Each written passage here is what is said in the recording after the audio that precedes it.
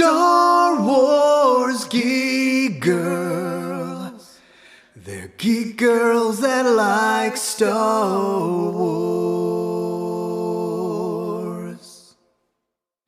And sometimes cry. Hello and welcome to Star Wars Geek Girl. I'm Zoe, and as usual, I'm here with Lizzy, Hello. and we are going to talk about Andor. There's no other news. I checked. Thank gosh. There's news, but not Star Wars news. We can only talk about our Lord and Savior Andor. Lord and Savior. Yes. So, first, I'm really curious. I haven't listened to the podcast you did with your family yet because I wanted to wait to do ours first. So I'm really curious to know what your spoiler-free thoughts and feelings are, because I watched it with your family and I remember that house being a little split on it. So I'm curious to know what your feelings about it are. I guess spoiler free. I like it a lot, specifically because I am an adult now, and as an adult I have to process all these feelings and awfulness of the world. And I do it a lot because it's kind of constantly in my life.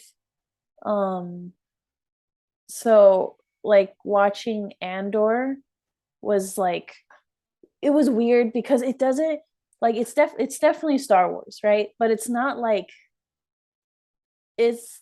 Mando, it's not like, definitely not like Rebels. It's not like the other girls. Because it just feels more realistic and touches a lot of more realistic things that happens, which, not to say that Star Wars hasn't before, but this is a lot more things that is like almost obvious. Like, I guess to compare it, have you watched did you watch Winter Soldier and Falcon? are. Falcon and the Winter Soldier? Yeah. Yep. So something like that. Like, that show was also very different. And it was like, it actually touched on racism. It didn't give like a stupid like um what's it called? It wasn't like Avatar, like the movie. Like it was like a the movie. metaphor. Yeah, it wasn't a metaphor for anything. It wasn't like Avatar, the blue people, where they were like, oh my god, the like alien racism against blue people. It's almost like it was about Native Americans. No, it was like, here is racism. Here is what it is. And I thought that was really cool.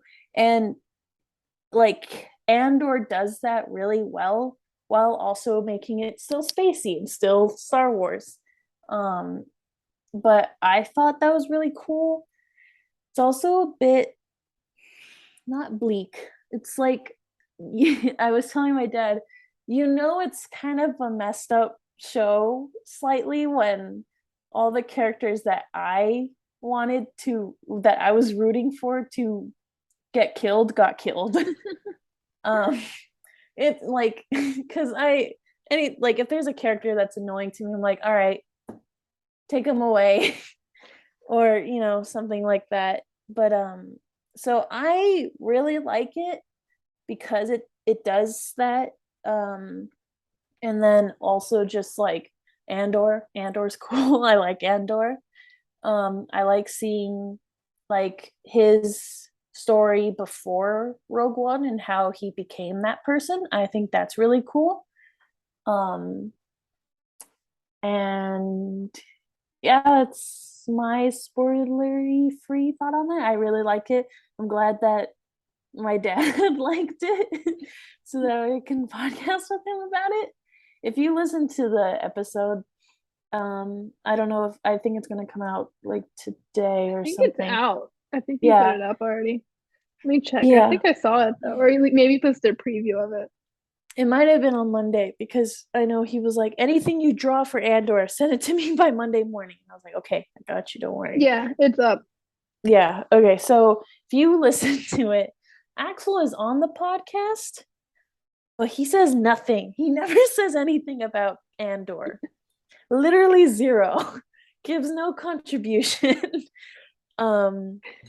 So it's good that, you know, me and my dad are able to do that, because then like it's just another thing for us to talk about and kind of process, because even my dad kind of gives like some insight on like how, you know, police brutality wronged him in many ways.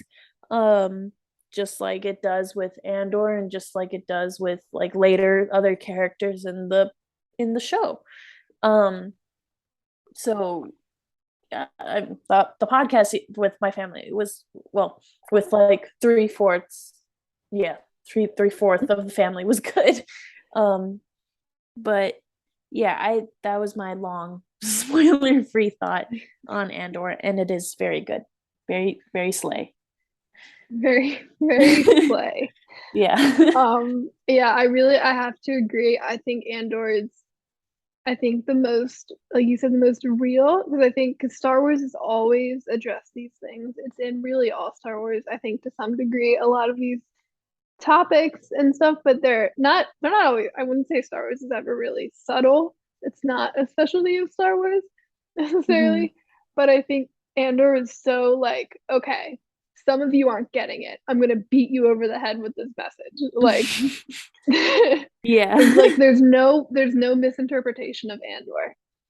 Um, like cause like I said, Star Wars has always been political, and Andor's like, no, like you don't get it. Like we're really doing this, and I think that's awesome.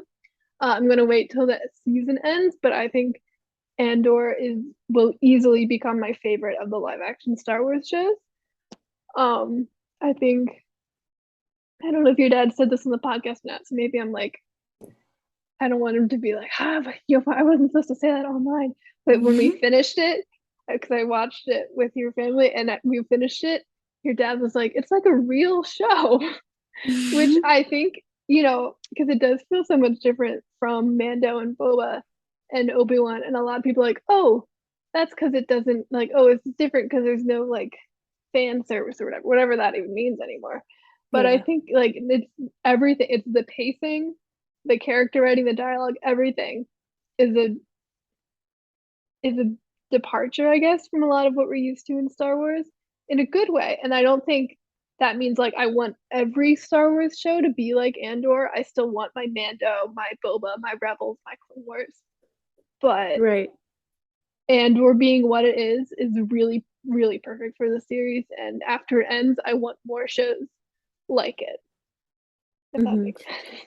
Yeah, and I think it's like, I had a thought, I need to grasp it, but before it leaves. No. Okay. What were you saying? I I don't heard know. it. Just I don't know. There was It a feels like specific word you said. more like I don't know Oh, a specific real word. Oh, show. Real show. yeah, it's a Yes. real. Well, that's Okay. your dad's word. Credit Yes. to Sal Perales. I think so. From that, I also like you said, with like, you know, I don't want all the other shows to be real, like Mando, like Boba, like all of those. Like, obviously I want them to represent something, but also with like, you can't have every show be like Andor, because at that point everything just seems bleak, like my word Mhm. before. Like, obvious, like, on, you know, the show is the Andor show is definitely going to have some kind of hope in there, but like to make every show as like brutal and like real as this would kind of, one, be overkill, and two, like it will, like, we want hope, we want to see people Mhm. happy, like we know that these things are happening, but obviously when we go to a show sometimes we want that escape, you know, which is me being little and watching Coraline over and over, because, you know, the other mother isn't real, but, you know, it's the threat I would rather have than, you know, racism. Um but like just stuff like that, like you want to have a good balance of those kinds of things, which is good that Disney slash Star Wars can have multiple like shows and multiple movies, because then it's like you can have, like, depending on your mood, you can have a little bit of this and a little bit of that. But yeah, I agree. Yeah, absolutely. I think seen a lot of people liken this to if HBO did Star Wars. I don't think it's quite HBO levels of just as far, I don't know, I feel like I tend to correlate HBO with it more like gratuitous violence, and nothing here felt gratuitous.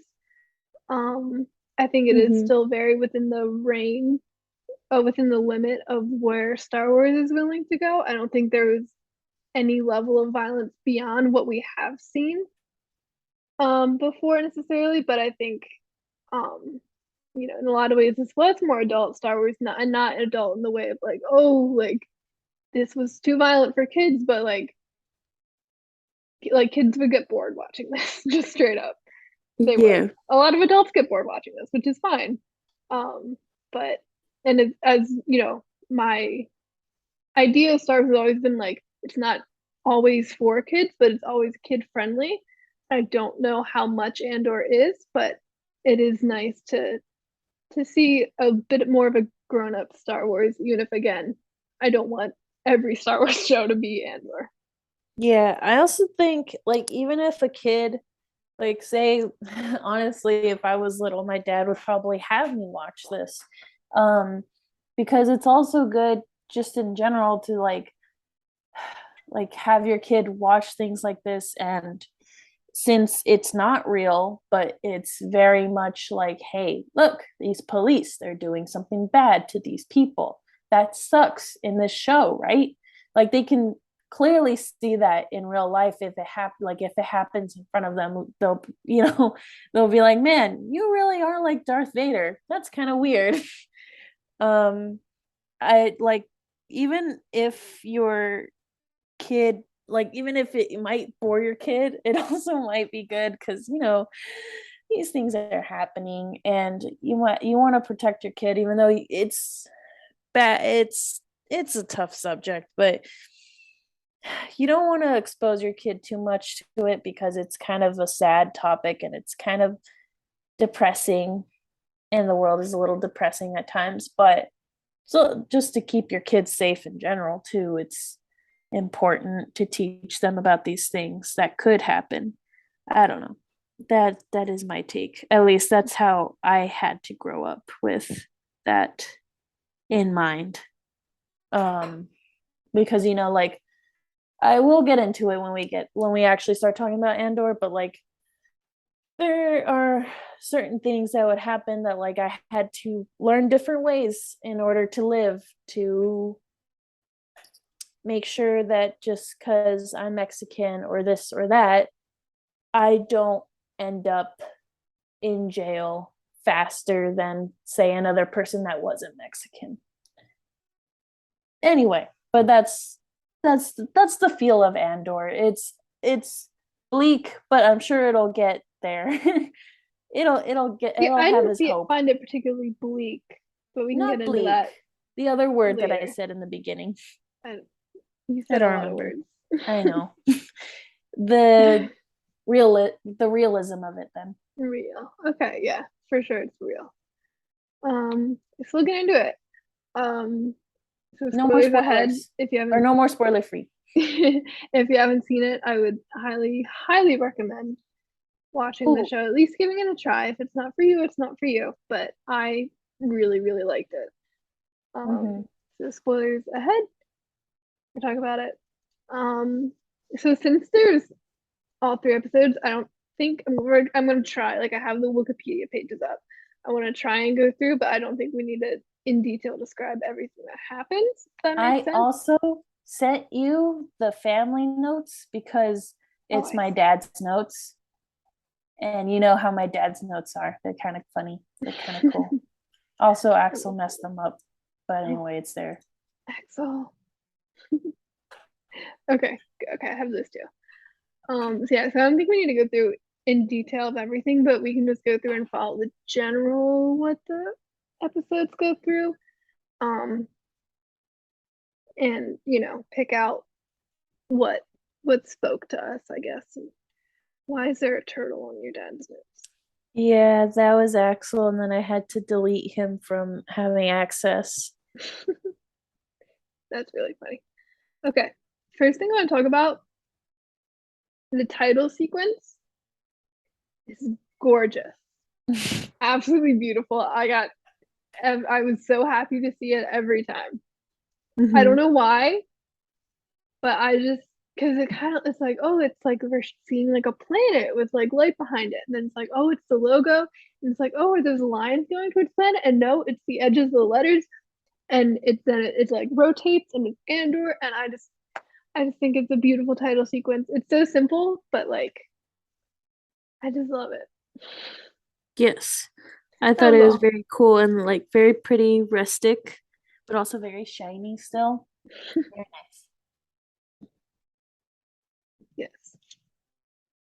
So that was I all I had to also say about used that. to write my A's like that, and then I also wrote my E's just like the three lines.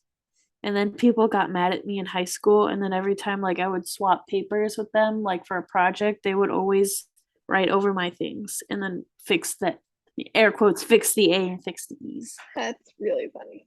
Why did you write your E's like that? Because of my dad. Oh, My dad does it sometimes. If he's writing, interesting.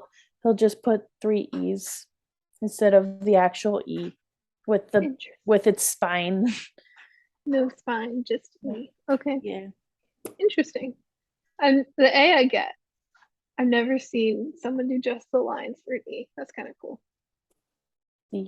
Capital E though, right? Like Yes. obviously.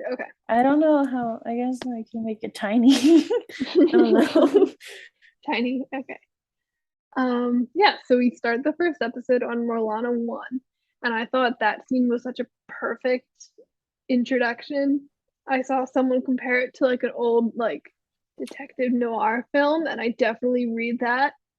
Um, it's really cool. It's a little like mysterious. But basically like Andor Cassian goes into this like brothel um with a lady, and she has her hair is pretty cool. Very pill. It's like very flat on top and then it like poofs out. Very like sci-fi for sure. Yes. Um Very, you would see it in Star Trek kind of thing. yeah. Yeah. Um and he's asking about a woman for Canary. He says like he's looking for his sister. Um and she's like, "Oh, like there was a woman from Canary here, but she just left. We don't know where she is." So then she's like, "You should leave too." And then she's like, she doesn't even have a name or anything. She gives him nothing. So Cassian leaves. He's walking down a dark street, and earlier in the brothel, there were two guards who were, I guess, like upset that this hostess was talking to Cassian, not Hmm. them. Which, I mean, come on, it's Diego Luna. I don't blame Yeah. her. um, Diego Luna versus not so versus just great two random police. dudes. Come on now. Yeah. But they were upset, so they follow Cassian. And they're kind of like shaking him down, and they're like, they have a blaster pointed at him and asking for ID. And then Cassian's like, if you want money, it's in my pocket. And they like go for the money and stuff. Um, and Cassian, he does like Backwards headbutt. yeah, like a headbutt and knocks one down. And he like gets the gun from the other one and like points points at him, and he's like, get the other guy off the ground.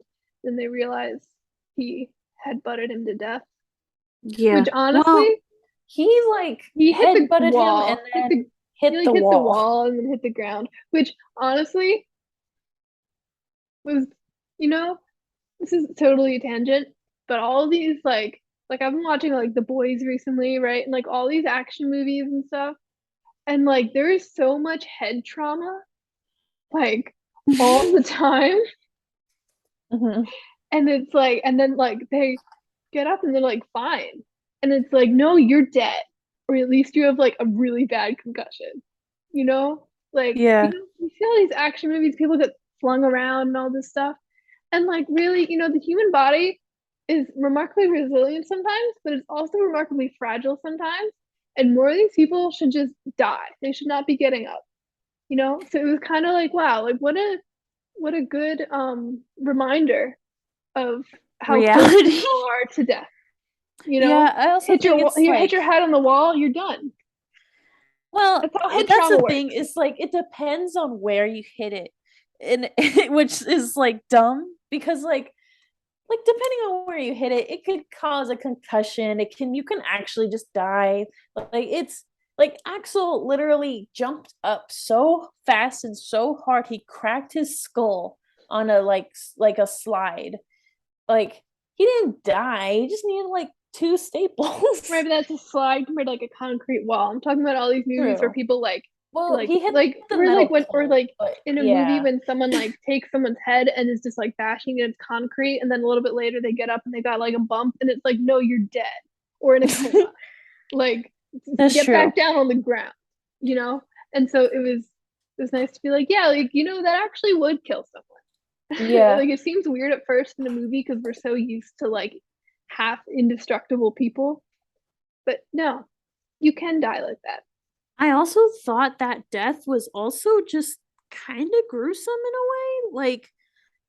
Like it wasn't, but like it was like I feel like that doesn't really happen in Star Wars. Like I'm sure like stormtroopers get hit in the head and whatever. Like literally Zeb takes two of them and like bashes them together.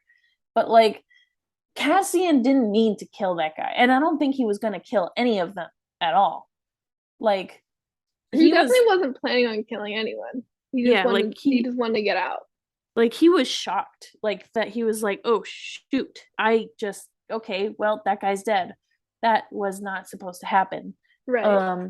Like you can even see him like freaking out like a little bit Yeah. in his Because mind. he has a gun with the other guy, and that guy's like, oh, he's dead. And then he's like, oh, look, like, man, like, I didn't see anything. Like, we'll work this out. Like, it's fine. And Cassian shoots him in the face. Yeah, which Which, was the start of me being like, just shoot him. And then he did it, and I was like, oh, never hold listen, up. it's not an introduction to a Cassian Andor screen media without him shooting somebody in an alley. Literally. And in Rogue One, he did it here. That's just how we meet Cassian every time. You And know, he always saw has this like even then, even like we know he's killed so many people. Like even it like that's whatever he was feeling then, like here, it feels like he was probably feeling in that Rogue One scene just more internalized. And especially because like my dad was saying like dude didn't do anything wrong. He just literally couldn't do like he literally just couldn't escape. So Cassian probably told himself, well, he couldn't leave. If anything, he was just gonna get interrogated. This guy's a blabbermouth, probably would have said something and got himself killed. So the also best dying is option probably is mercy compared to torture from the Empire. yeah. To be completely So honest. even though it's horrible, like it just seems like this will never leave Cassian. Just like what's his name? Chura said, like I don't know the specifics. Dad, don't come for me. But you know, He I carries his sense you prison carry with him your wherever he goes. yes. I saw the movie 5 times in theaters. I was just gonna say that, okay? I just wanted to Okay. clarify that I didn't want my dad to come after me. Being canceled by the internet's one thing. Being canceled by my dad is another thing. But anyway, so you know, definitely true. Takes one for the win because he was right. We say that, yeah. Rest in peace. But you know, I'm sure. Well, I don't even know. I don't know if this is technically Cassian's first kill, but it very much seems like it. And Nah, I don't think know. it is. I don't think it's his first kill, but I definitely think he didn't It's need one to. of the. It's one of the first. Probably more like I a don't- guilty kill. Yeah, I don't think it's his first. We'll see I when could he be does wrong. more flashbacks, I I could guess. be wrong. Could be wrong. Because it's just from here on out, but also kid flashbacks, you Yeah. know? So it was we'll actually see if great. Great transition. Great transition. We flip after this first scene, which was beautiful. Great introduction to Ferris. I lied. It's not this scene. It's another one.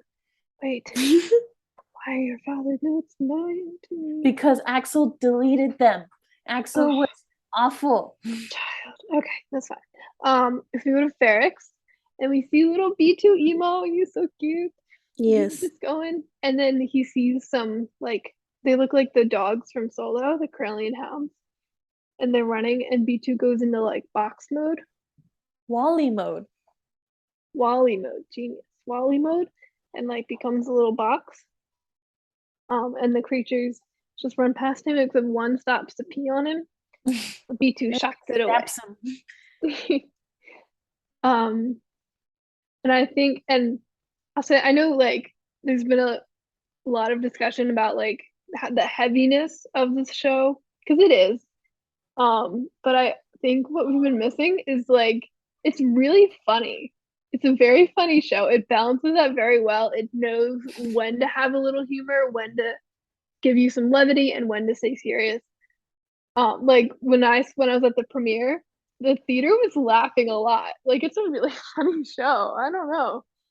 Like I think there's a lot of it. There's obviously serious parts, but there's a lot of levity, and I think there's a lot of parts that are really funny. And I feel like a lot of people are acting like, oh, it's not Star Wars because it doesn't have enough comedy. It's like, no, it's funny. It's maybe not the like maybe more it doesn't have as much of the like quippy humor that I think we see in a lot of like Marvel shows and other stuff, but there's a lot of like I don't know, there's a lot of parts I thought were funny.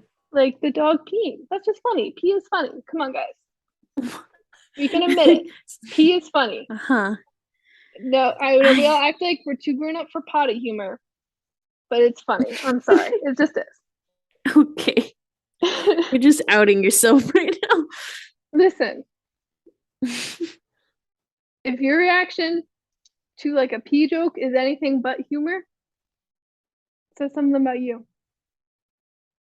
Interesting. Pee You just is gotta funny. release your inner potty humors. Listen, it's funny. It's funny. It's good for the soul. Yeah. I know we're not. No one's too grown up for toilet jokes. You have to Yes. admit it. Stop lying to yourself. That little dog peeing on B2 is funny, and you know it. Yes. Anyway, so B2's on his way. I like when they just call him B. Yeah, they don't call him B2. On I was the expecting him subtitles, to. it's just B. Yeah, I was expecting him to be B2 or emo, but it's just B, which is cute. B. It's cute. Yes. Yes, he's on his way to Cassian because Cassian is in this ship that is important later. And But now he's in Cassian has a this. little flashy back. Yes. Because then he's like, Cassian, Casa, and then his sister comes up. Yeah, so we learn that Cassian's given name is Casa with a K, not a C like Cassian. And he has a sister Carrie, also with a K. And it's this little community basically of children. They're all children. The oldest looks like she's maybe like 18 tops. I would probably put her at 16 because they usually cast older actors for kids, for teenagers. And Cassian looks maybe like I would put him at like probably They 9. said 12 or something. 12. I was gonna say 12 9 at seems the a youngest. little older, but like I think 12. there was something about my dad talking about being 12. Maybe I don't know. I don't know if he's 12. Well, He's okay. like he looks like Axel's 10. Yeah, I was gonna say 9 at the youngest. Something happened with the number 12 in that podcast. I don't know what it was. Things happen in that podcast. Let me see, because they released the like trivia thing on StarWars.com. And so these flashbacks take place, they say before the Clone Wars. But StarWars.com says. So if he's 12 before the Clone Wars, that puts him at 10 adjacent. 10. Well, if he's 12 before the Clone Wars, that puts him at minimum math, 31 in the Andor series. And then he's gonna be 36 in Rogue One. That doesn't sound too off. No. But if he's 10, take a couple years off of that. Yeah. Okay. So someone said he was like 21 in the show, and I was like, he's not 21. No. I'm 21. He's not 21. No way. No. Someone did post pictures of Diego Luna at 21, and he looks like a baby. It's adorable. Would recommend looking up Diego Luna at 21. Baby. He's literally a baby. It's so cute.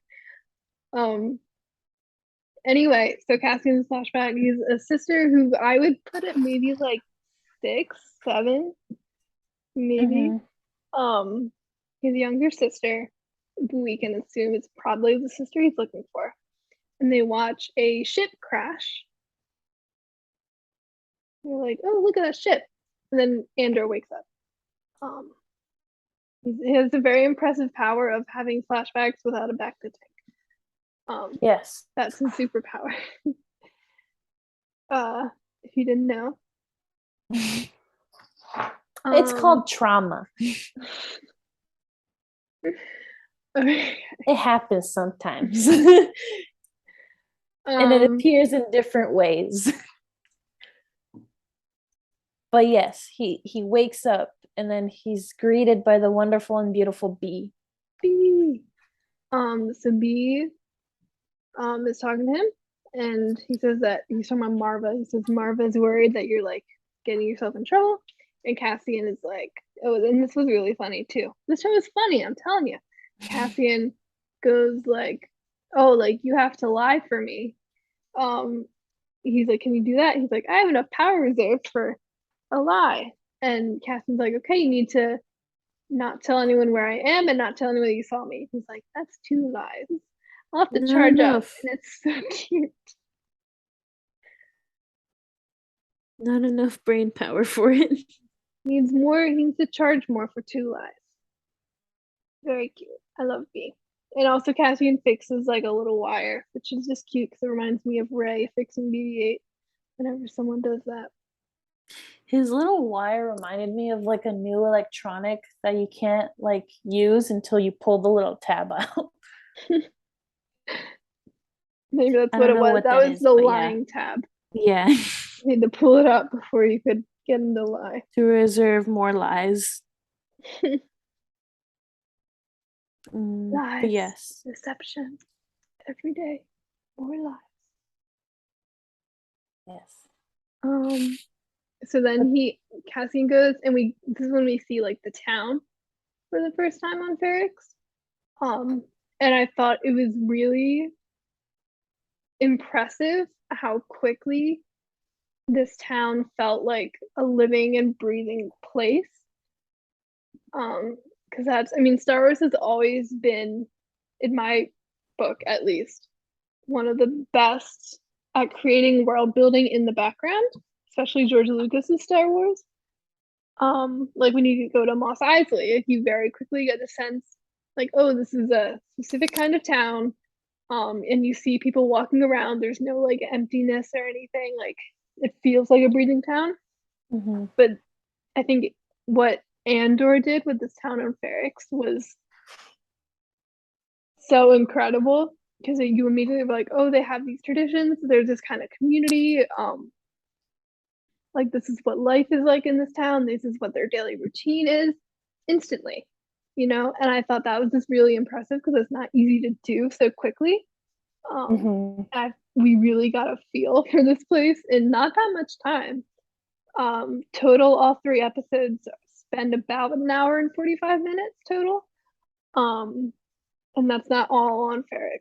So I thought it was really incredible how great the world building was, how like people's like relationships were, because I think we have gotten very used to with Star Wars and really all these like multimedia franchises of like the world building is like, oh, like we see these things, and it's like this is from that spinoff and stuff, and it's like these are little cameos, and this was just very, it just felt like Cassian would talk to someone, you don't know who that person is, you haven't seen them before, you're probably not going to see them again, yet this interaction feels very real, and even if they don't even go into specifics, it's like this feels like a real conversation, and I'm learning a little bit more about this world, and I thought it was really cool.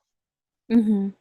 So what would you say from your film and television knowledge from college, like what, like you already mentioned some things, but like what builds the world, like And here specifically? yeah. So in Ferric specifically, the gloves on the wall, I think you immediately because at first when I first saw the gloves on the wall, I was like, oh, is this some kind of like memorial or something? Like, did That's a what lot I of people thought too. die? That was my first thought.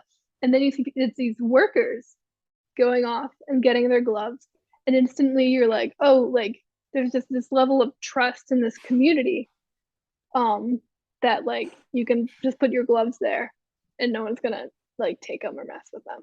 So immediately from that you get a sense of community. You also, so everyone goes and it's, you know, they're all extras, but like there's just this like grabbing of the gloves, like it's very casual, it's like, oh, this is part of the routine, like this is what they do every day.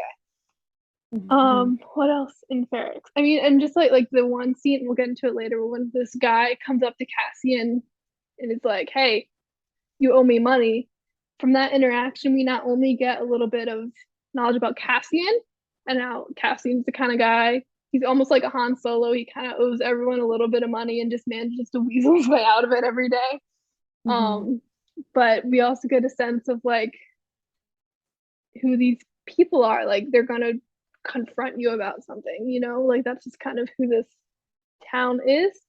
The bell, I know your dad really likes the bell guy, the time, yes, something, time wrangler, time strangler, time wrangler, I think it's the time wrangler. Like time you something. immediately are like, okay, this town, because you know, and like this time wrangler, this is absolutely something they don't need. They are more than capable of automating this in some way. But this town, you can see, like we saw from the community with the gloves, but it like we see with this guy, like, oh, they kind of care about certain traditions a little bit. You know, this guy has this whole little routine he does. Everyone reacts to this like this is their everyday tradition. This is the character of this town.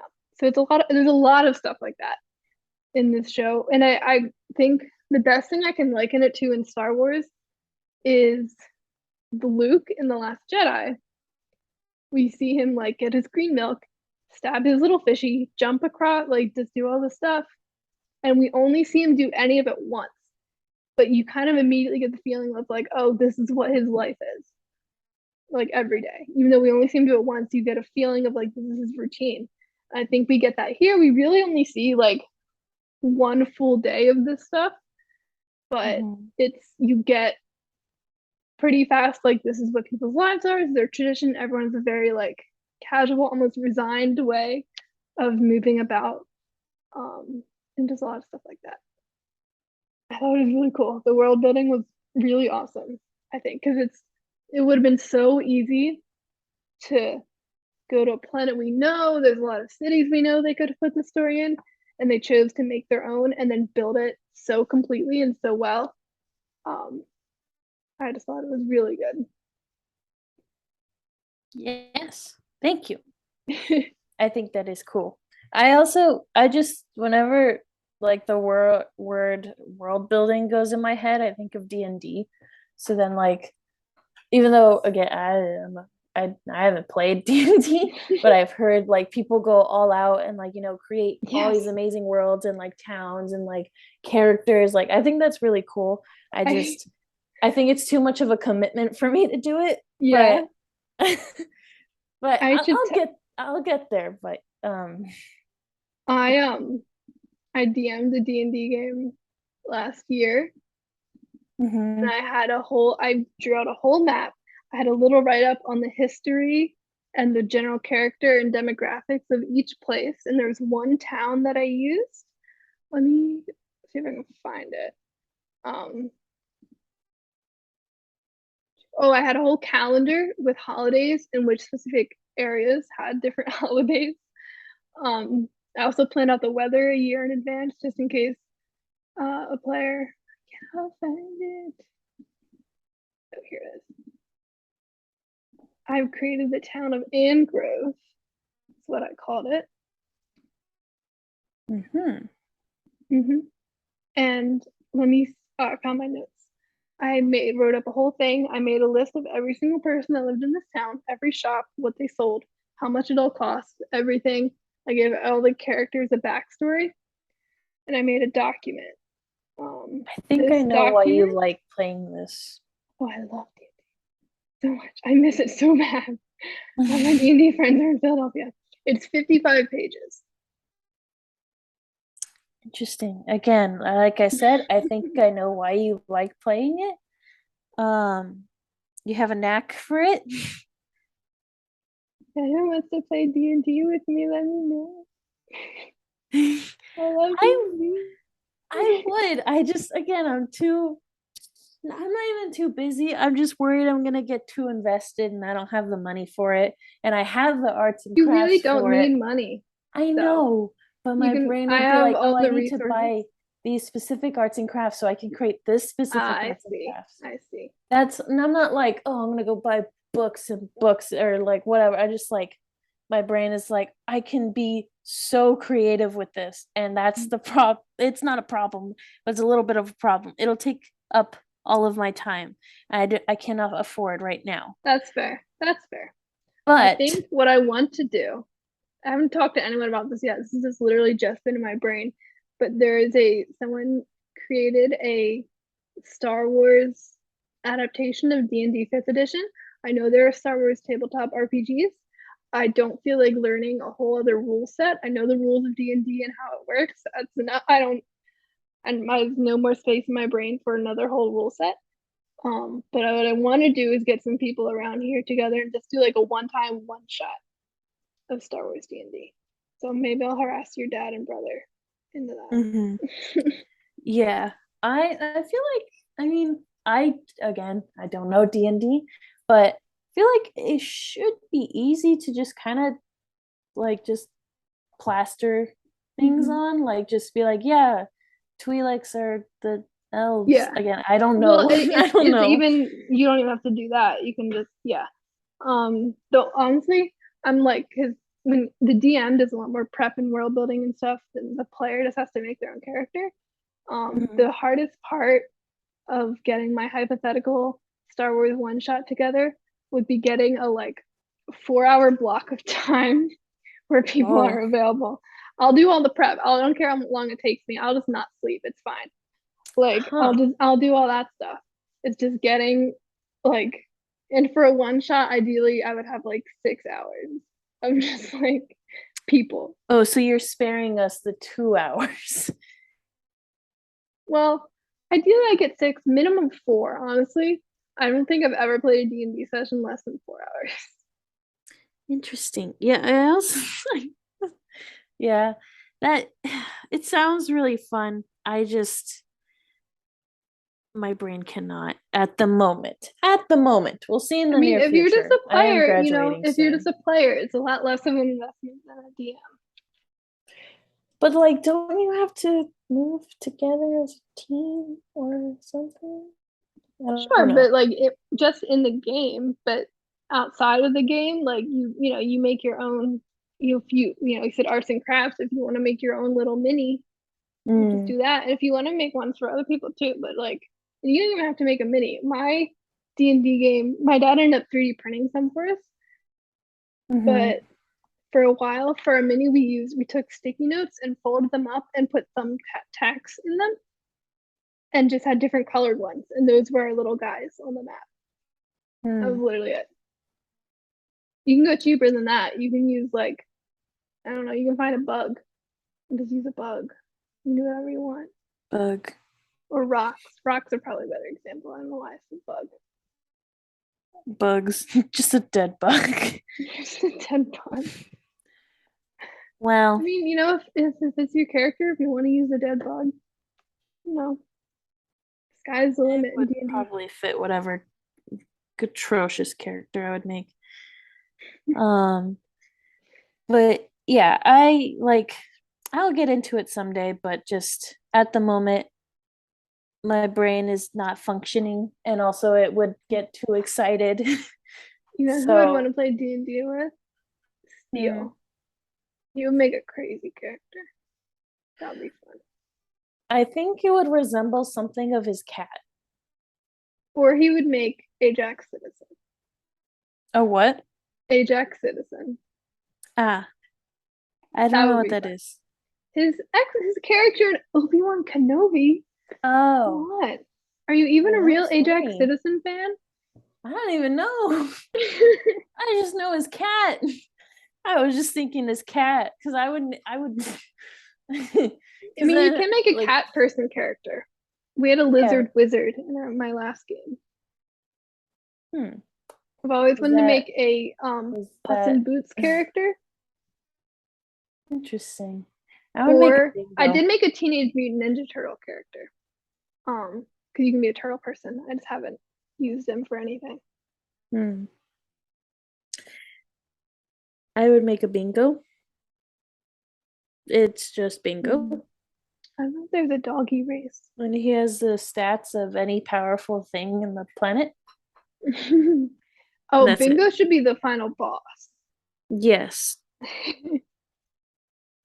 He would be excellent. Bingo, and then like the mini boss, or like you think Bingo's the boss, and then like he was just the mini boss, and it was Echo. And it turns out it's Echo controlling everything. Yes. Echo would be an arcane trickster for sure. Yes. It's a rogue, so it's like a thief kind of thing. Like a thief in most games is like a rogue, essentially. Okay. But they use magic to do like trickery. Yes, that. Anyway, this isn't Star Wars at all. It could be. It could be. That would be, people do D&D podcasts all the time. Maybe I'll start harassing podcasters around here. How do you do that, though? You just record your D&D game, and then people listen to it like it's a story. Can you? Oh, okay, yeah. Because I would be like, I wouldn't be good at that. I would try, but I'm not good at storytelling, as you could tell from the podcast from last night. I tried to I don't know if it was recorded. I don't think it was, but I tried to explain the entirety of Lizzy Borden, because I visited the Lizzy Borden house in Massachusetts. Nice. And I tried to You went to Massachusetts. Yes. That makes so much more sense. I said that. No, you said, Sunday I'm going to be in Mass all day. Oh, what does that mean? Like Catholic Church. Oh, why would I do that? So much, well, I was confused. You're like, I can't podcast Sunday. I'll be in Mass all day. Maybe I'll get back later. I was like, since when does Lizzy go to Mass? Massachusetts. Oh, okay. That makes so much more sense. I was just confused. I was like, good for you if that's your thing now. But I was like, I was so confused. Okay. You texted me like, I'll be in Mass on Sunday. It was on Sunday too. So I was like, okay. Yeah, it's fair, I guess. But also, I don't know what that means. That makes so much more sense. I was just like, all right, I'm not gonna question it. Okay. Sorry. Yeah, no, I went to Massachusetts Saturday to visit a friend who's going away. He graduated and he got a job in New Zealand somehow. I don't even know how. Really cool, but he's gonna be gone for like a year, so we went to go say bye. But on the way back, we stayed on the way back on Sunday. I was like, I wonder what there is around Massachusetts. And there was Salem. We tried to go to Salem on Saturday before we headed to to the party, and it was so crowded, and I not like I should have known because it's like literally Halloween Oh and yeah. like every Salem is a every really scary place to go in Fallout 4, which takes place in Massachusetts. Fun fact. oh, what is Fallout 4? I never It is understood. the Is it fourth a Fallout game. well, but like is Fallout a scary game or is it No, no. Like there's like the Salem mission made me like pee myself, but I'm also a baby when it comes to horror games. Mhm. But it's an open world um RPG shooter basically. It's Okay. really good. I know not everyone likes Fallout 4. I haven't played 3 or New Vegas, so I know I'm like a fake fan. But I really like Well, Fallout. I've heard it's good. I just like every time someone says something about Fallout, they never explain the plot. I just It's see the so guy with his thumbs up, and that's all I see. okay, so Fallout is basically so it's like it's an alternate world where culture kind of stalled in the 50s. So everything was like a 50s aesthetic. Mhm. But they like super advanced nuclear technology into everything. So they have like it's like 50s, but they have like robots and like hovering cars. I Okay. think they're hovering some of them. And like crazy like laser guns, like all this crazy technology. And then um there was a nuclear attack on the United States. I don't know. I'm not crazy into Fallout lore, so I don't know what the rest of the world is like. But the United States is a nuclear wasteland, and As there usual. are ghouls. So it's anyone who's very irradiated becomes a ghoul. And there's synths, which are robots that are made to replicate and replace people. Oh, Um, and there's different like factions and stuff. It's a fun time. okay. There's also giant That sounds cockroaches, cool. like Oh. the size of like bingo cockroaches, Ugh. I don't like that part. and also purple bears and Hmm. two-headed cows. I feel like that can already be a thing now. But yes. Anyway, I'd recommend Fallout. Fallout's fun. If you play Nice. Fallout 76, you can play with me and Sappy. Ooh, what is it on? It's probably not on Switch. I know it's at least on Xbox and PlayStation. I don't know if it's cross-platform I though. have PlayStation. I don't know if it's. Let's see if it's cross-platform. Anyway, I know everyone says Fallout 76 is bad, but I think it's really fun, so I don't care what they say. That's fair. You do that, girl boss. Fallout Slay. 76 is not cross-platform. Dang. That's All sad. right. Wow, if you even if you have Fallout, you can't even play like PlayStation 4 to PlayStation 5. Hmm. That's That's like lame. super. It's like super restricted crossplay. Um. Oh, but you are. This is kind of Star Warsy. Playing Fortnite. I am playing Fortnite. How I are don't you have liking it? any. It's great. I won. I've only played the single person, like when there's no team, it's just you fighting like 100 people, and I've Yes. won 2 of those. Nice. One of them That's I had very a good. victory crown. I don't know what that means, but they gave Uh-huh. me extra points for it. Nice. Um, and I think I usually place at least fifth. Okay, Not because that's really I'm good. good, just because I avoid people really well. Oh, the one that That's I was also proud of good. myself, really proud of myself yesterday. There was like 4 people all in a firefight with each other, and I just walked up and killed all 4 of them. And I was like, wow, these children are crying right now. Um, so I'm having a great time. The only skin I have is Brie Larson. I did get the battle pass because I was like, oh, if I get the battle pass, then I can be Spider Gwen. So I have to. Um, so I'm working on it to Spider Gwen. I'm level like 47 or something. Mm-hmm. Nice. But I don't. I'm just Brie Larson in the like rainbow suit. I just kill people. I don't have the dance. I have the regular dance. I don't have any of the other dance because I'll see like the item shop and I'm like, oh, that's a really funny dance. But um, No it's monies. money, no money. Yeah. So yeah, Gotcha. so I'm gonna get Spider Gwen, and then I'm gonna probably not buy anything else unless they have like other Star Wars ones. But I am going to certainly wait for Ahsoka. and hopefully I can be Sabine when Ahsoka comes out. Because they did skins for Boba and Obi-Wan, right? They didn't do one for Andor though. But like, Not yet. they gotta give me Ahsoka and Sabine when that comes out, right? Yes, Have usually to. they do it like either midway or after the show is done. I see. I thought they did before, but I don't know. For the Boba one, I think it was after, and then Mando was also after because Mando, like, there was a weird thing where, well, it wasn't weird, but like the like pass or whatever was you level up and you have to get to level 100 to like get like each level gave you like a shoulder that was metal, Oh, like that's the cool. Beskar. So like different parts of his little armor you got Beskar of. And then the last one was baby Grogu. I Spider Gwen is a level 90 to get Spider Gwen. But then you have to unlock everything with your stars, and then and then it's like an extra thing to get Spider Gwen with no mask. Mm. I don't know if I'll get there. This seems like a lot of work.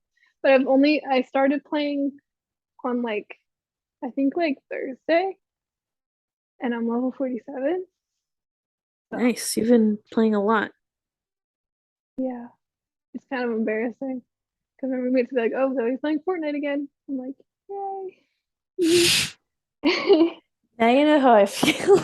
Where I was like, look, it's a good game. Just don't turn on your mic or anything. I Just don't do play. that.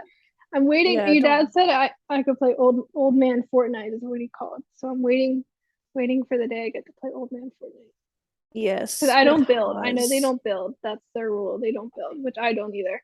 When someone starts building, I get annoyed and I shoot their wall down and then kill them. It's called Fortnite.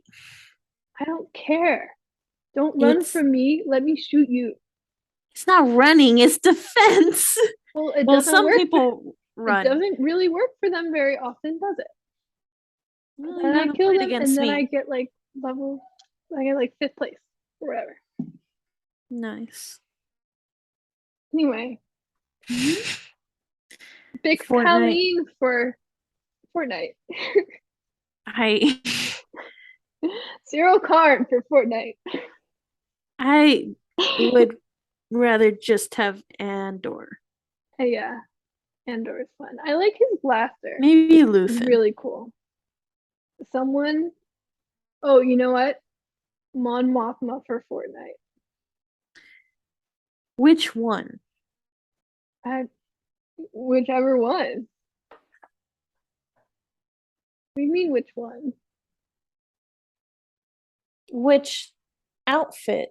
Oh, I think a classic one. I think it would just be funny. You know? Mm. Come on, Mon Mothma runs at you with a shotgun.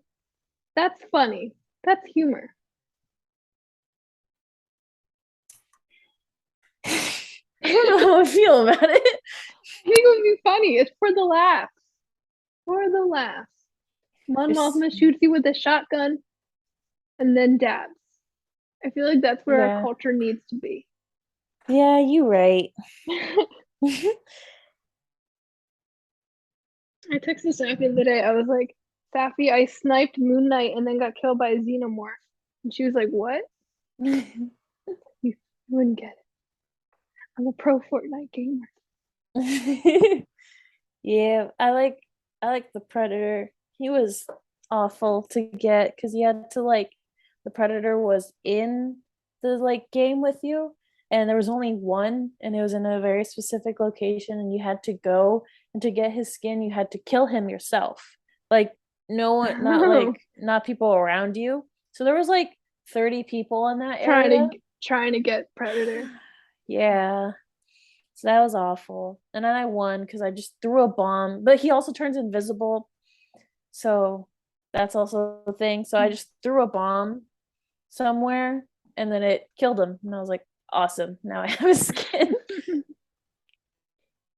So you like kill the Anyway, Predator and then wear his skin. yeah. That's what I'm getting. Cool. Anyway, let's get back to Andor, what this podcast is about. Yeah, we're only on the first episode. Let's Fortnite, I know, okay. and we're not even like halfway through the first episode. All right. So basically, we see all the gloves. I thought people died there. Okay. I think that was everyone's first thought. I've heard that a lot of like, oh, that's like this is like a memorial, and then they come out and everyone grabs their gloves, and it's like, oh, this is just like their life. Yeah. And then this guy comes out. Love him. I don't know his name, but love him. Brasso. He Cassian's like, I was over at your place last night. Yeah. Like, and then the guy's like fine and starts role playing with Cassian, I guess. And like I thought that was cute. I thought that was nice. I was like, man, he's sticking up for the homies. Brasso's a friend everyone needs because Cassian's like, hey, no questions. But I was with you last night, right? And he's like, oh yeah, like, and he like comes up with a whole little story. Like, no questions asked. What a nice guy. We stand Brasso. Yes. Brasso for Fortnite. As I told my dad, I would give my left lung for him. And then they proceeded to ask me how much a left lung would sell. And I was like, you can't sell your left lung. And they said, well, Lizzy, I'll split it with you. And I was like, Dad, you can't do that. You can sell a lung. Would you survive? No. Interesting. So it's about 272,000 for a lung. About 40,000 if they're a smoker. Wait, repeat that? It's about 272,000 for a regular lung. If you're a smoker, it goes down to 40,000. Don't know you sell it too. I don't smoke. So my lungs, they just have a little bit of asthma though. So they're working at like 70% capacity. I might bring it down a little bit. Yeah, it's okay. All right. Anyway, we go from King Brasso to the Primor, they're called. We have Cyril Karn. This guy, he's so like just pathetic. It's really funny.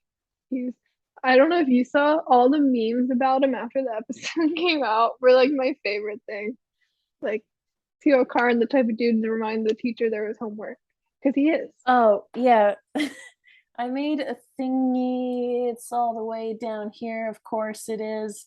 Is it on your dad's notes? Huh? On your dad's notes?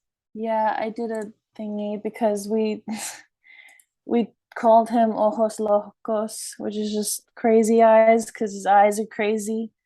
Because he just like is like they're just like 200% open at all times. They're so blue. It's like not even like, oh, such pretty blue eyes. It's like close them, man.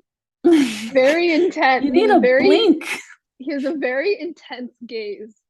No, this is great. I don't know who the actor is, but he does a really great job of doing him. He's great. And he's just, again, this is where this show is funny because you just laugh at this dude who's just like, he just like sucks. I don't know. It's so funny. Anyway, I posted it. It's on there. Nice. Yeah, this dude sucks. He's so funny though. He's like, he like goes to his boss, Chief Inspector Hines, and he's like, "Sir, like 2 of our colleagues died. Here's my report." Blah blah blah. And he mentions like he modified his uniform, which Holly Fry from Full of Sith pointed out on Twitter, and I thought this is really cool, and I want to give credit to her for that. Because I never would have noticed this in a million years, but she points out, like, because they say he modified his uniform, and to me it didn't seem immediately obvious that he modified his uniform. I was like, doesn't really look that different from the other ones, but sure, he modified it, got pockets or whatever. Holly Fry pointed out like it was something I would look up her thread on Twitter. But she pointed out like where there is like exposed like hems and threads and like very tiny details that show that something has been modified for the fit and for to add pockets and stuff. And it's just like such tiny little details. Would have gone completely over my head if no one pointed it out. But I just thought that was like such a really cool like attention to detail. That they not only said, oh, he modified his uniform, they showed it, even though it's something like probably 99% of people watching the show just did not even think to notice. Right. Yeah. I mean, Star Wars in general is really good at like attention to detail with stuff like that, and I think it's really cool. Yeah, so they talk about the dead dudes, and Han is like, oh, the one guy, Dresser, one guy's like, oh, like, well, I'm surprised he didn't die earlier. That guy sucked. And he's like, what? Like, hold up. But Han is like, oh, like, like, there's really no like leads or anything. Like, let's not even bother. Just like, we'll just cover it up. He's like, make a little fake report about how they died, like saving people, or whatever, but not too much. We don't need a parade. We just need like a little bit, like, oh, they were doing their job and died somehow. Because he points out, he's like, they were killed near a brothel, which they weren't supposed to have a brothel, drinking something they shouldn't have been able to afford. Like, going through this whole thing of like how these people were completely in the wrong the whole way, like weren't even supposed to be over there on duty, especially. And he's like, just like covered up. I got to go to this like Empire meeting because the Pre-Morns are like a security firm, a private security firm, essentially hired by the Empire. They're not technically Empire, even though they work for the Empire. But Zero Khan is like, what is this? Like, how dare you? Oh, it was really fun. The Chief Inspector Hyde was really funny. It's like, it reminded me, it was like the same type of humor from Book of Boba Fett with the like secretary guy who's just like so over this like, movie level drama. He's like, I don't care. Like, I don't care that you're this legendary bounty hunter. Like, did you schedule an appointment? Like, this gave me the same energy. You know what I mean? Mm-hmm. Yeah, I also thought it was interesting when like, because for this show, like with everything they're doing and like trying to show in this show, they chose very specific words. Was like, oh yeah, they got killed by someone with dark features, and like when I was saying that in the podcast with my dad, he was like, yeah, interesting, what do they mean by that? Mm-hmm. I was like, yeah, well, I mean, if you look at their team, it's a good majority of Caucasians and like one black guy. That's it.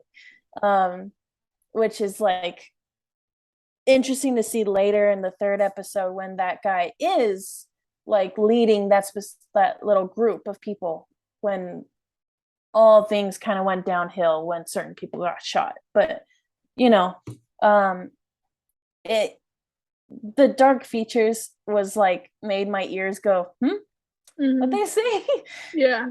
Because like again, it just like just reminded me of like Falcon and Winter Soldier. Just like they're like, man, you were the first Captain America and they didn't give you the attention you deserve because you were black. Makes sense. But yeah, I don't know, that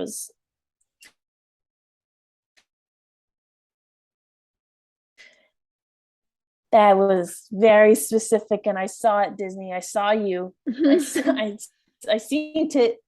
I heard it. It's very, I know, obvious, but my brain, I'm just gonna still point it out anyway. But because they were, the guy was saying like, oh, well, they messed with the wrong person with dark features. Like that was on them, which, when in real life, like, police usually do go after people that are just anyone that they think it is inferior to them. And it doesn't matter who it is. Sometimes it does matter. Like they do go after people with darker features. Because for some reason it makes them even more mad. But I thought that's where it didn't start, but that's where I was like, Disney and Star Wars, you're really doing it. Awesome. Go you.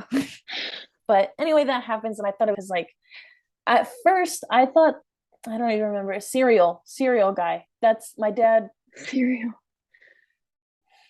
I couldn't remember his name, so my dad told me to remember him by Cereal, so now I remember. But so Cereal Man, he like, at first I thought he was supposed to be like this like representation of like he's trying to be the good, he's trying to be by the book kind of cop. um but later we see that's kind of not the case, and what my dad explains is that he is kind of that, but he's also, the cops that you see out there in real life that have like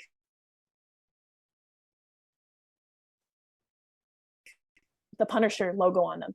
It's very much that, and they think that they're following the rules, but they're really not. They're making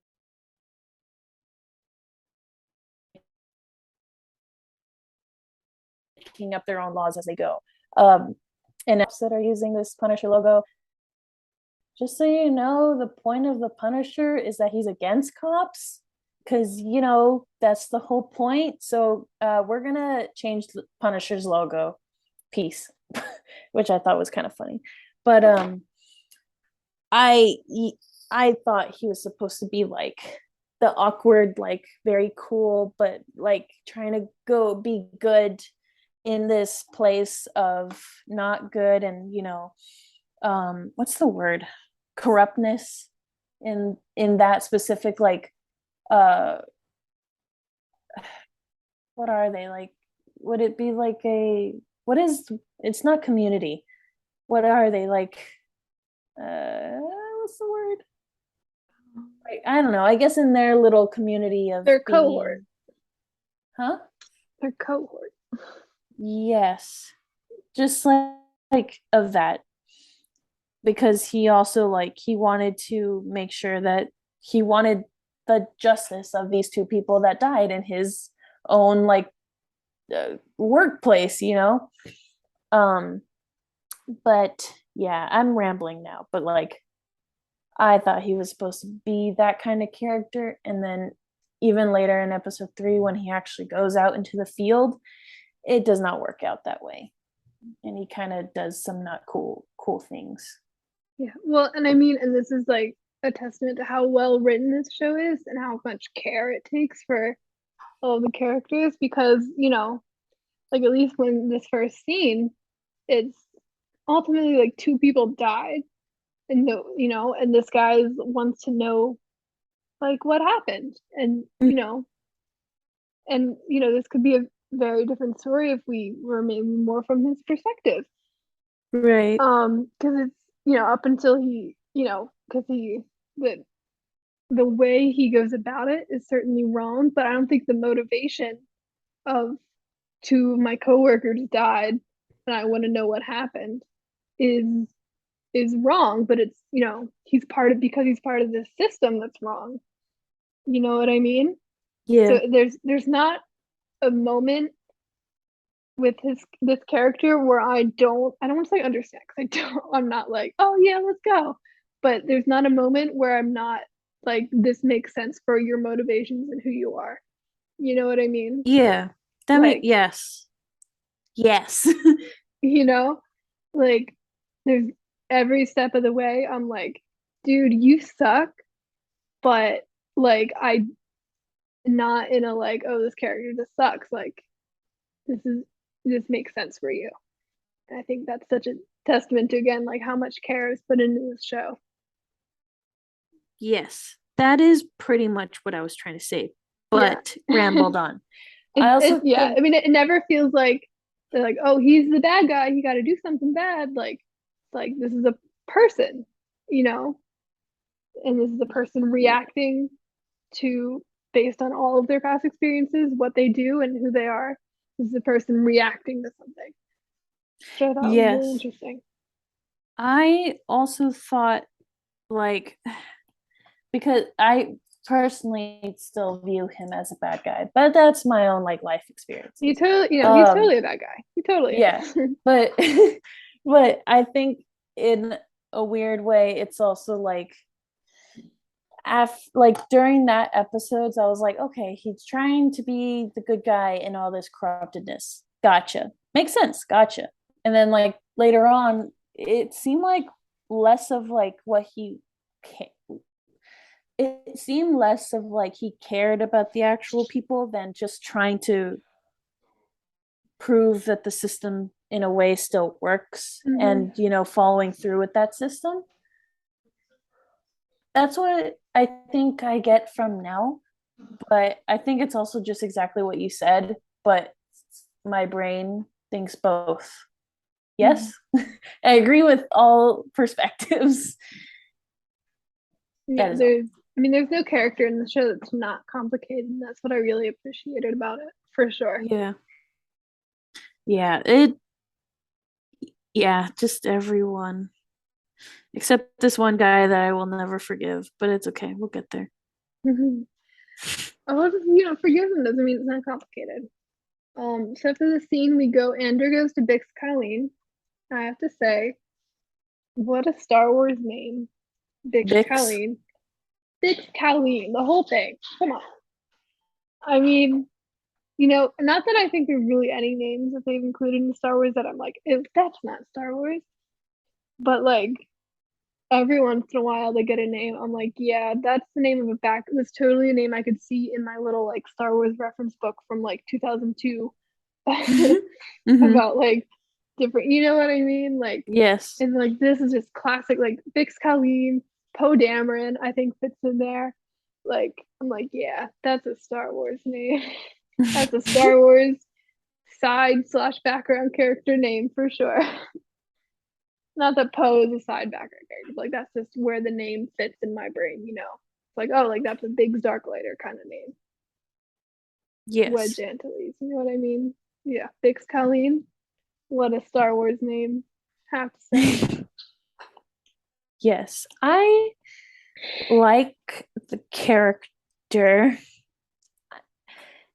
I'm trying to like them. Really? I love Bix. I love Bix, but then my thing is like, oh, like I guess maybe her and like Cassian had a thing. And so Cassian, for some odd reason, had to be like, hey, by the way, girl, I'm from Canary. Like I'm kind of an illegal immigrant. Listen, that's not on her. That's not on her. No, I know. I'm getting there. Don't worry. Don't. And then he said that, and he was like, by the way, probably, maybe, don't tell no one, because that stuff's classified. That stuff can get me in trouble. To be fair, did he tell her that? And we'll get into later, but it sounds like he told just like a lot of people. Exactly. Like, First of all, I'm still really mad at Cassian that way. So yes. it's really but then not she had to go and tell other people. Right. Well, but if he didn't like super stress it to her, she might have, and she accidentally mentioned it. It's not like he very well could have been like, oh yeah, like back on Canary, blah blah blah blah blah. And then I don't think so, with the way that Marva but he's not Marva. He's not Marva. Right, but Marva said she was worried about him and all his women. Casting could be blabbing all about. Right, but also I guess, but still, it's like such important information, especially because even later on we know that she herself is like, oh crap, we can't let anyone know, like especially because now people are looking for someone from Canary. Like no, like this was like pretty kept stuff, like family things. Like obviously if Cassian told her, that's his own problem, but also it seems like everyone also knows Marva, and like is not everyone knows, but like they, like when the whole thing was happening in episode 3, they were like, what'd you do to Marva, like why are you at Marva's house, blah blah blah blah. So like I'm just saying, like, why illegal information, and we all just decide that it's okay to say to other people. It is, to be fair, him being from bueno. Canary wasn't necessarily the problem. It was they're identifying information, but no one was like, oh, he's a dude from Canary, like can't have that. You know what I mean? Like, because apparently like that his sister, everyone knew she was from Canary, and like that was fine. You know what I mean? Like the Yeah, Kenari thing was more to conceal his identity rather than a like, oh, they're rounding up people from Kenari. You know what I mean? true, but still, it's like still this identity that even like Marva is like, hey, we didn't tell anyone, right? And he's like, no, I wouldn't tell Well, anyone. she Like, did tell blah blah blah. people. Yeah, she told people that Cassian are started dead. listing. Yeah, I don't know. Cassian started listing people that she told. Yeah, exactly. They're both bad. They're both so stupid. I I don't know. I'm just saying, like, look, me and my mom grew up very much my mom saying, don't tell anyone any of this information of anything, blah, blah, blah, blah, blah, blah, blah, blah, blah. People can use it against you in so many different ways. I'm just saying in times like these, I'm not Cassian. My life isn't really in danger all the time, even though like maybe like 30%, 40%. It ranges. Like it's not like Star Wars where you Star Wars, you get thrown at anything any time of day, and like the Empire is the Empire, and like these police are those police there. Um, like it's such a thing that I'm just like I don't. It's a me thing. It's less of a character thing. I was just like a weird thing to just blabber about and like tell people and expect. Like I think it's just more so like I'm interested in if this or maybe something else was the cause of like his distrust in others. Like, like Jin says, trust goes both ways. Like, where in a way did he lose that trust? Was it because maybe he blabbered his mouth and now he's in trouble because of it? Or maybe like even down the line in the show, like did something else happen? That he was like, maybe I should keep more information that is important to myself. Because like the other thing is you're right, they're not rounding up people from Canary, but there's a reason why his birth certificate, or at least like wherever they were looking things up, it says a different planet. Like there's there's so much here that I'm like, how? Why would you tell someone? But that's just me internally and now outerly screaming about it. And then I'm also like, Bix, why would you do this? Your character is so cool. Why To would you be tell some fair, random boyfriend? she might have just accidentally let it slip because she was like, "Did I?" When it all came out, she's like, "Did I tell Yeah, you?" Like did she wasn't I? sure. Don't come for my girl Bix, okay? She got a I'm really good just Star Wars name. saying, dumber and dumber. That's all. That is all. I think she's cool, but that part was like, why? Anyway, we get That's to Bix, it. and she's working Bix in is cool. her garage. She has a really cool outfit too. I love I her. don't like her boyfriend. I didn't like him in the beginning. I still didn't like him at the end. You're like Tim with two M's, also a very Tim Star with Wars two M's name. is dumb. Tim with No. two M's. Tim Carlo. Also a pretty Star Wars name. Is it? Um, The last name is. Tim with two M's. If it was Tim with one M, no. Tim with two M's, absolutely. Fine. Um, anyway, Anyway. she's like underneath a little like something, I don't know what it was. And Cassian just walks in and just presses the button to lift it up. Just not even, she could have been doing something really important and time sensitive. He's no regard. Yeah. He just walks in, he's like, "Hey, I'm trying to sell some stuff." And she's like, "Oh, well, this person, like, I got people coming in looking for scrap, blah, blah, blah." And Cassian's like, "No, like, I can't wait that long." And he says he has a NS9 Star Pack unit, which is something to help. Still not entirely sure what it was. Is like could help have not traceable communications or At something. first, it looked like Darth Vader's little thingy to me. It Like I was like, what is let that? me How did see. he get that? But it is not that. It's an untraceable piece of technology. Oh, that it could track every imperial coordinate for 9 radial parsecs. Okay, so that's pretty Important. good. Pretty good deal. So Cassie was one of those. He's trying to sell it, and he's like, "Oh, like you have that guy that wants to meet me, right?" like, call him. And she's like, I don't know. But finally he convinced her. He's like, I gotta get out of here. And she's like, what'd you do? He's like, don't worry about it. He agrees her to he gets her to agree to call the dude. And there's Tim, two with two M's. And he No walks me up and he's like, gusta. he talks about a Wobani run, which is a nice little reference. And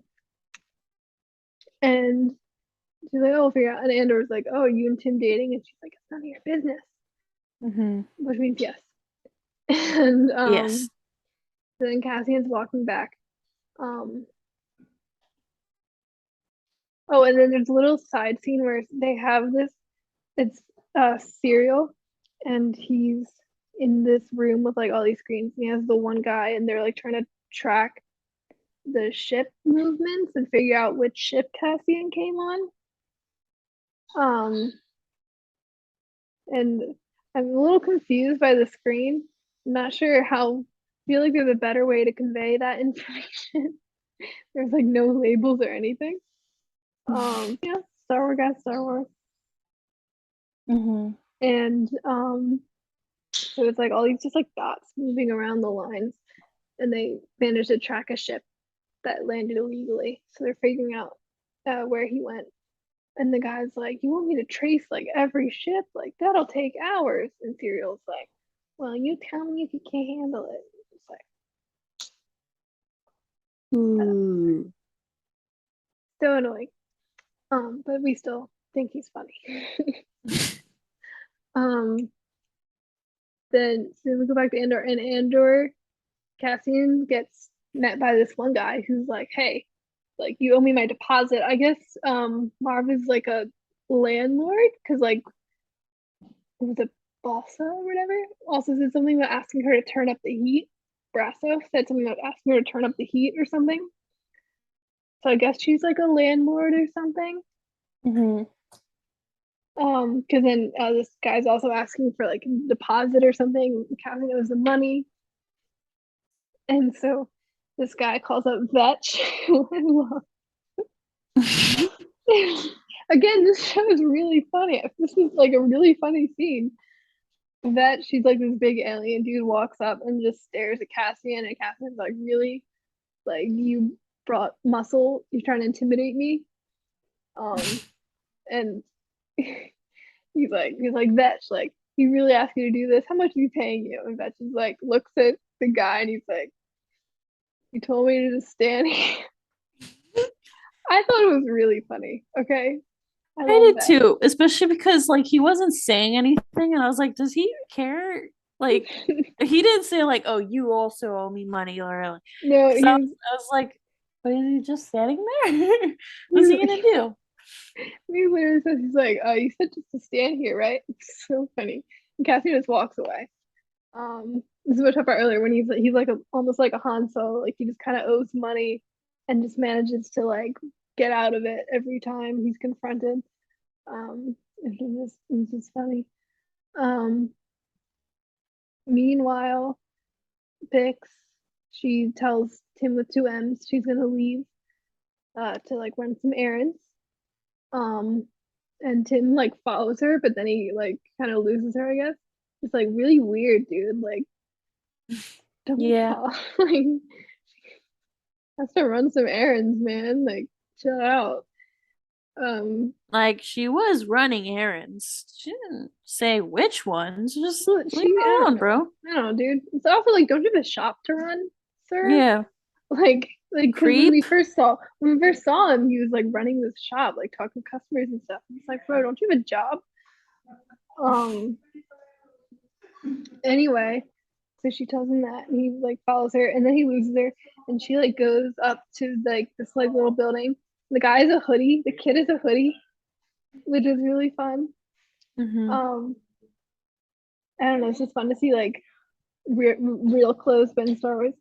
And then so she like climbs up this like ladder and like gets. I assume it's like a little comm thing to call her dude, which is Luthen. Yes. Mamma Mia guy, Mamma Mia. Skarsgård. He has like 10 kids. I know him from Thor Uh, and Avengers. I That's know where Mamma Mia because he just sings and it's really funny. I know him as the Have you watched crazy Mamma scientist. Mia? No.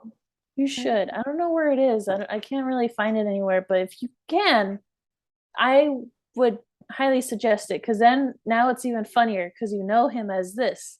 But, Yeah. but What else then is you he can in? know him as the possible third dad and singer. And he also talks about flower power. So, yeah. Nice. Hopefully he'll use some flower power in this show.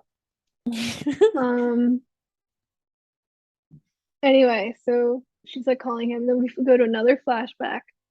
And so the kids are going to go to this ship and they're putting like a war paint on, like it's all black war paint. So like they're all doing different shapes. Some are like under their eyes, forehead, like having fun with it. And the oldest girl, she does it like down her chin, down her lip and down her chin and her neck. And Cassie copies her. And this is Casa. again You gotta Casa, refer to sorry. him as Casa when he has the flashbacks. Casa copies her. And one thing I really like about these flashbacks is there's dialogue, but it's in the language is a mix of Spanish and Portuguese and something else. So it's like it's not like a real language. Oh, is that like official stuff? Like they said that? Oh, cool. Because I was like, you know, I don't speak Spanish, but I'm doing my Duolingo, and I was like, I swear I know some of these words, but I don't think this is Spanish. I was like, but like I know, like every once in a while they'll say, like I know that one, like, Yeah. but I feel like it was crazy because I was like, it's definitely not Spanish, and like no one else said anything. It's like that they understood it. So I'm like, it's not Spanish. And also like I thought it would be really stupid if they didn't subtitle it and it was like a real language people could understand. Like that would be like a really weird choice. Have you watched Prey? No. Okay, it's very good. I still highly recommend it. I think I was trying to get you to watch it, but then I didn't because my mom was like, "Here's Sherlock Holmes." I know. No, I was in my Letterboxd watch list. Yes. Well, Prey is good. It's very good. But a good I thought what was kind of interesting is that, and it's semi-related, but I'll just really quick. It's about these Native American people, right? And like the predator comes in and she has to fight him, blah blah blah blah. That the whole thing happens, right? But they're technically speaking English, so like you can understand them, but they also speak their actual language. I can't remember at the top of my head. Starts with a C, but they do that, and there's like a separate thing where you can actually put that language, and it's really cool. But what they did was in technically it's like in English, like for the audience, right? And so they're all the Native Americans are speaking English, and so when the colonizers, the Europeans come over, well, I guess they're all speaking French, and like they're like even in the subtitles it doesn't say what they're saying at all. It just says French, like French scoffs, like whatever. And I think that's really cool. Yes. Which I think is really cool because like Native Americans are seen as like people can't understand them and blah blah, they're savages and whatnot, but like the movie portrayed them as like this, like as more human, you can understand them, like because obviously it's in English, but like just in general. And they made the other people that are technically also bad guys, like the ones that you couldn't understand, that they look like the savages, which I thought was really really cool and amazing. But which made it kind of cool, like interesting to see like the kids here. First of all, I really like that they're in like yellow. Like I like that when they have like kind of like the people in the Mandalorian where like their whole town is like they wear blue. Like I really like that a Mhm. lot. I think we should integrate it into society sometimes. Mhm. But sometimes. But so like they're wearing yellow. I also just like yellow. Yellow is very pretty and it just looks cool. But they're speaking like their native language, and I think that's also really cool. Um, and then you just said like it's a mix of different Spanish languages. I also think that's really cool. I didn't know that, so thank you. But yeah, And I it's just also a good nod it's to cool. Diego Luna, who his first language I believe is Spanish, and Mm-hmm. then he uses his own natural accent in the show. So it's again a little attention to detail that they use the language that would naturally lend itself to the kind of pronunciation and intonation that it uses, Yeah. which I think is pretty neat. I always thought it was really cool that like Diego Luna uses his accent, because a good amount of people, like, when they are Hispanic, Latino, actors, they usually suppress their accent and use like an American accent or like whatever other accents they have. So lately we've been able to see like people actually use their accents, and I think that's really cool. And like Cassian's is so cool, and like I'm like so familiar with it too, because like of my family and their accents. And like my mom, she's like every now and then she'll have an accent, sometimes when she's mad, but but, and she's like, you know it I always like it. Like some people are embarrassed by it, especially because sometimes we're made fun of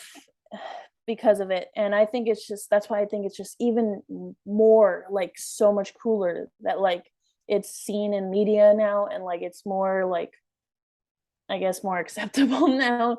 It's accepted now, and I think that's really really cool. And yes, when Diego Luna like was in Rogue One and he came out, I was like, wow, that is that is a little Mexican man. Yep, I hear it. So I think it's so cool, and it makes me so happy to hear his voice, especially like in other media, because then I'm like, oh my god, it's Cassian. But yeah, makes me happy. um but anyway, yes, uh, this show is just, yes, good, very Yeah. nice. So yeah, and it's really what I was saying earlier, like it's really cool how they're speaking a made up language that no one can really understand, even if it's based on real languages. And um there's no subtitles, but the the use of like body language and everything makes it still very clear. Like I was never lost at all. Um which I just thought it was really cool and really well done. And really interesting how it was done. I liked it a lot. Also, since you mentioned how you said pray, what they do with the use of language and subtitles, the Woman King does something very similar, except they do subtitle but they have the colonizers speak Portuguese, while the Mm-hmm. Africans speak English. And also, The Woman King's a really great movie. Would highly recommend it. Just saying, John Boyega is Yes. in it. That's the Star Wars link. It's really good. Oh, John John Boyega. Boyega. Mhm. I see. I think Yes. he's like, I don't know if it's because I know he has like a production company. I'm not sure if he's like a producer on or something, but he's an actor in it at least. Mm. Yeah, really great movie. Oh, is it this episode? No, I think it's the next episode. Never We'll mind. finish this episode. This has gone very long. I did not think we would take this long, but there's just so much to say about this show. So we'll do It's another one. By the time we really record another good. one, episode 4 will be out. We'll catch up. We'll catch up eventually, I promise. Yes. Um, We'll just talk to death about Cassian. yeah, It's- which is There's so fine. much to I'm talk happy about with for this. him. I could talk about Yes. casting forever. Um, so then after this flashback, so they put on the little smears um and then so we go back to Cyril and he goes and he tries to see if any of his analysts have found any leads on Canary males on Ferris. And they're all like, oh, there's no information, like Canary, like like they said there was like a mining accident or something, like there aren't really people from Canary anywhere. Like, there's really no information, and obviously Cassian's not coming up because he's logged as being from Fest, which is a nice little detail because the Rogue One visual dictionary lists him as being from Fest, so it's like cool. That they were like, yeah, we're like retconning this, but like we still acknowledge it, which I think is the best way to go about things like that. Anyway, and then so Cyril is like, he's like very passionate. He's like, there's some like people who are murdered. He's like yelling. Also, there's a guy eating blue noodles. Yes, the blue noodles. I like the takeout noodles. Which I like. I was legitimately, I was in the grocery store the other day, and I was like, went by the baking section, and I was like, I should get blue food dye so then I can just make all my ramen noodles blue. I feel like I deserve that. I couldn't find any food dye. It was really sad. I do love noodles though, so I'll just have to pretend they're blue in my brain. Yeah. So then he said he wants Canary men on Ferrix to be questioned, which is an interesting thing to say, considering they just told him there are no Canary men on to want to be questioned. So it kind of goes back to what I was saying earlier. They're just probably going to look for people with dark features, unfortunately, regardless of if they have any real reason to do it. And then later, Andor is on a ship in a little like junkyard slash ship parking, I guess, place. Yeah, I And don't this know. guy Is it like not a warehouse, because but like where they fix there's cars? piles of junk, like, but there's also like there's like lines of very neatly parked ships. So I don't know. Yeah. And it's Cassian. He's on the ship. I guess I think it's the ship that he took. And he's like doing something to it, and this guy is like, hey, what are you doing to my ship? And he's like, oh, I'm just fixing it up for you, giving it back in a condition better than I borrowed it with. He gives a nice little Cassian smile. And that's where I would be like, oh, of course, Cassian. But this guy's like, no, like what? And Cassian like swapped the chip log. So like, I just always think of like in Rebels when Hera like has I was thinking like the Lando episode, but they do this a lot when they like have it like, oh, make the ship scan in as something else, like with a different identification. And then they bump it and it comes up as the regular ghost and they get hunted because of the puffer pig. Yes. But so like I think it's that. I think what it was is something like that, like its identification. And then that guy is like, you are never borrowing my ship again. Cassian's like, oh, okay. Yeah, that was sad. Because he seemed really angry. Cassian just can't catch a break. Yeah, well, also to be fair, from these, like it seems like he just owes a lot of people a lot of favors and a lot of money. Kind of like you said with him just being Han. Like there is a point where some people will be like, hey, no more. When that happens, I don't know. It just sometimes happens. He's definitely running up to it. He's definitely, at least in Ferrix, he's definitely coming to the end of a lot of people's compassion. Not everyone. Obviously, there's Bix or other Brasso. guy. Yes. Brasso, like there's a lot of people who are still very willing to help him. But and even those people, you can tell they're starting to get a little bit like, oh, here comes Cassian, but he wants a favor. You know what I mean? Yeah. And he's kind of reaching the end of his wire in this place. So, when we get to episode 3, he goes away, and we'll see where that leads in the future. But the very end of the episode, we have another flashback, and Casa and all the other kids are they're like making little like spears and stuff and darts. And they're ready to go. And Carrie, Cassa's sister, wants to go with him, but she's too young, so she doesn't come. But Cassa says I'll come back. And they leave to go to the ship. Yeah. Well, again, with the amount of children that are there, they might as well bring the little ones too. Like it's a lot of kids. I don't think, at least they didn't show it, if they left like one older kid to protect the younger kid. Yeah, that was the other thing. I was like, maybe leave one person. It's interesting. I'm curious. I'm not sure how much we'll get to learn, especially with the way the flashback ended in the episode 3. I'm curious to learn because we kind of get the idea like, oh, there's a mining accident. Presumably, all their parents worked for the mine and died. And of course, mining accident could be in quotes for something else. Because, according in Rogue One, they said Jeddah was a mining accident. You know what I mean? Yeah. So like something happened, there's no adults here, basically. So it's all these kids taking care of themselves, and I'm just curious to learn more about that. And Cassian's looking for his sister. How did she get off world? Like what happened there? Very curious to learn. And also, like, if that is that girl from that like brothel, like, is that her, or maybe it's another Canary? Yeah, there's girl? a lot of like, girls there.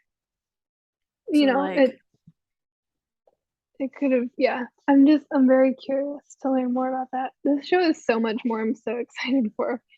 I think, and I was talking to your dad after we watched the show, but I feel like normally, because we saw 3 episodes, like that's a lot for one thing. And I feel like normally, like with Mando, Boba, Obi-Wan, like I feel like by episode 3, we've seen pretty much all of the trailers, right?